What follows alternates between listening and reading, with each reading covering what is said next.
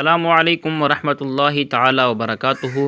معزز سامعین و ناظرین، آج میں آپ کو بلوچی زبان کے بارے میں مختصر سا بتاؤں گا۔ بلوچی صوبہ بلوچستان کے قبائل کی زبان ہے۔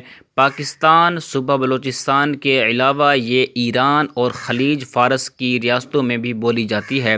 قدیم بلوچی ادب کے دور میں بلوچ شعراء نے رزمیہ داستانیں لکھیں۔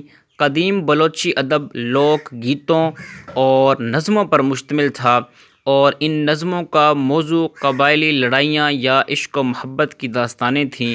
اس دور کے شعراء میں سردار اعظم میر چاکر خان، شاہ لاشاری، میر جمال رند، عبداللہ خان جنید رنج اور محمد خان گشکوری نے شہرت پائی۔ بر صغیر پاک و ہند میں انگریزوں کے دور حکومت میں ملا فضل اللہ علی، رحم علی اور اسماعیل آبادی جیسے شعراء پیدا ہوئے۔ گلوکار ان شعراء کے کلام اور نظموں کو یاد کر لیتے اور ایک نسل سے دوسری نسل کو منتقلی کا ذریعہ بنتے تھے۔ قیام پاکستان کے بعد بلوچی ادب کی ترقی و فروغ کے لیے مؤثر کوششیں کی گئیں۔ 1949 میں بلوچستان رائٹرز ایسوسی ایشن کا قیام عمل میں آیا۔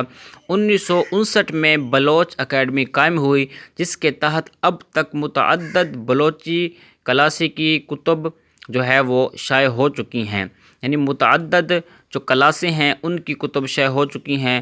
حکومت نے تعلیمی اداروں میں اور بلوچ اکیڈمی کے ذریعے سے بلوچی زبان کی سرپرستی کی ہے۔ اعلیٰ پائے کے شعراء اور افسانہ نگاروں نے افسانے، ڈرامے اور نظمیں لکھی ہیں۔ جدید دور کے بلوچی شعراء میں سید ظہور شاہ ہاشمی، عطا شاد، مراد ساحر، میر گل خان نصیر، مومن بزدار، اسحاق شمیم، صدیق آزاد، میر عبد القیوم بلوچ، میر مٹھا خان مری اور ملک محمد پنہا وغیرہ قابل ذکر ہیں۔